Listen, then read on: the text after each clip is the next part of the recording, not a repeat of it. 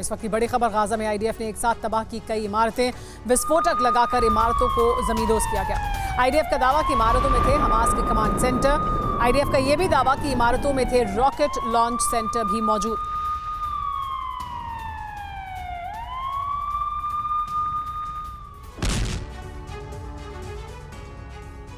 क्या हमास और इजराइल में बंधकों की रिहाई को लेकर एक और डील होने जा रही है?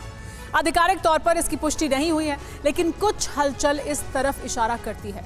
इजरायली मीडिया में इसे लेकर तमाम तरह की खबरें चल रही हैं। मोसाद चीफ हाल ही में कतर के प्रधानमंत्री से मिले हैं, जिसके बाद ये खबर पुख्ता मानी जा रही है कि इजराइल खुद ऐसी डील करना चाहता है।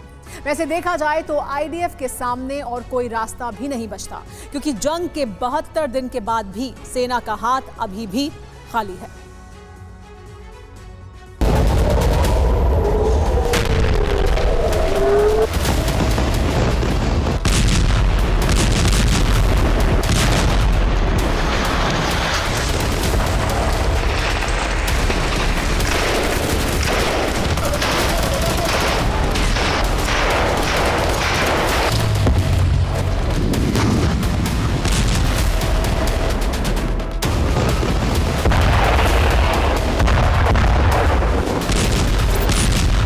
एक के बाद एक ताबड़तोड़ हमले किए।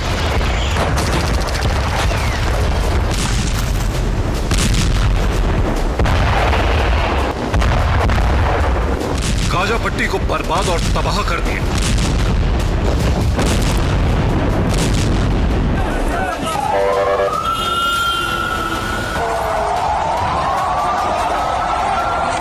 पूरी दुनिया को हमास के खिलाफ खड़ा कर दिया।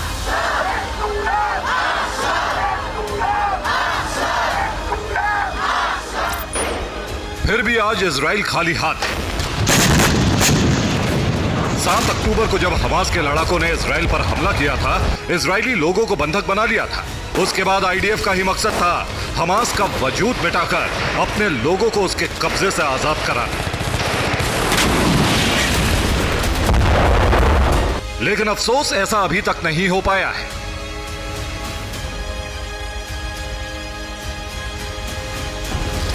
ऐसा नहीं है कि आईडीएफ ने बंधकों को छुड़ाने के लिए कोई कोशिश नहीं की। कई हमले किए, काफी घेराबंदी की, यहां तक कि बंधकों को छुड़ाने के लिए हमास के साथ सीज फायर की डील भी कर ली, लेकिन कोई नतीजा नहीं निकला।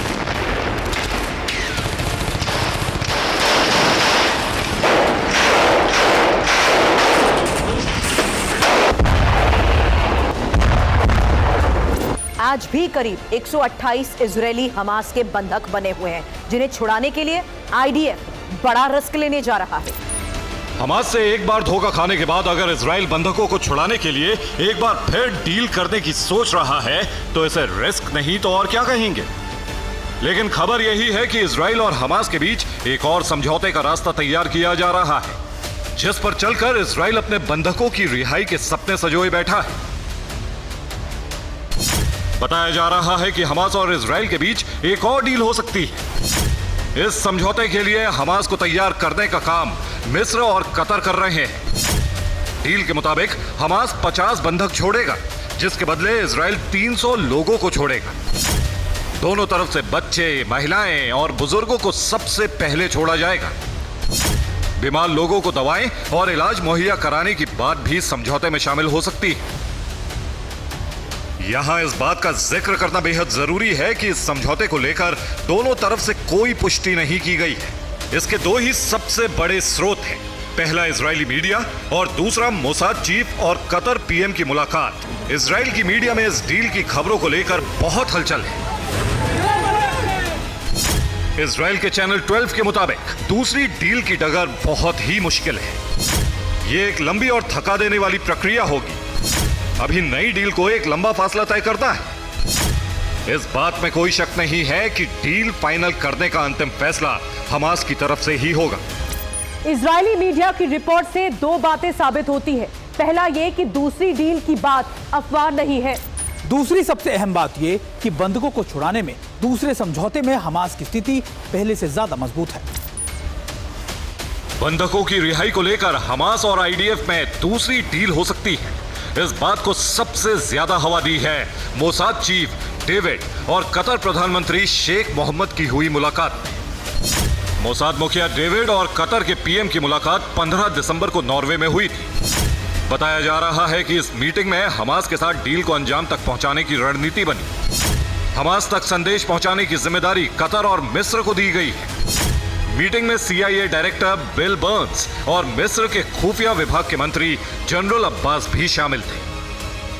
हालांकि इस बात को पूरी दुनिया जानती है कि इस डील का रास्ता इतना आसान नहीं होगा।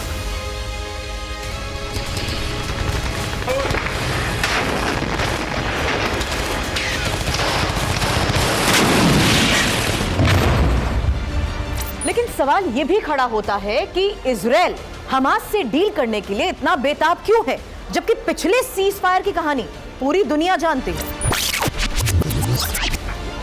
ये 24 से 30 नवंबर का समय था जब हमास की तरफ से इजरायली बंधक छोड़े जाने थे और बदले में इजराइल को गाजा पट्टी पर हमला रोकना था। लेकिन अचानक 30 नवंबर को IDF ने पूरी ताकत के साथ गाजा पर हमला शुरू कर दिया। हमास पर यह आरोप लगा कि इजराइल ने 7 दिन हमला नहीं किया, लेकिन हमास ने सभी बंधकों के बजाय केवल 50 को छोड़ा। अभी भी करीब 128 इजरायली बंधक हमास के कब्जे में हैं।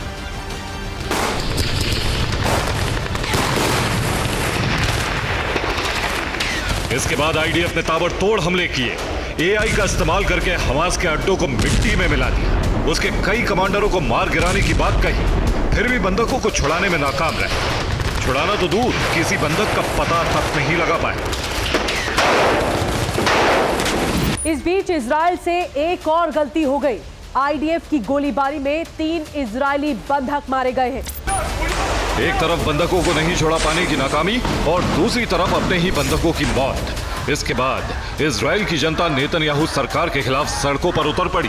ऐसे हालात में हमास से डील को लेकर इजराइल की मजबूरी समझी जा सकती है। IDF अभी तक बंधकों का पता नहीं लगा पाई। गलती से गोलीबारी में IDF ने अपने ही 3 बंधकों को मार दिया। सेना में निराशा और हताशा बढ़ती जा रही है। इजराइल सरकार के खिलाफ जनता सड़कों पर उतर पड़ी है। इजराइल पर अपने लोगों की रक्षा नहीं कर पाने की इमेज बनती जा रही है। अब ऐसे हालात में इजराइल के सामने कोई रास्ता नहीं बचता। हमलों से बात नहीं बनी, शायद कूटनीति का सहारा ही अंतिम सहारा बचा है।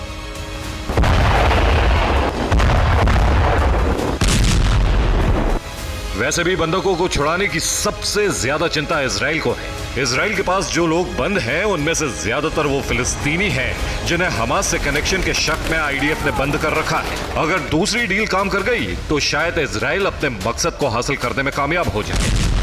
Bureau report, TV9 Bharatvarsh.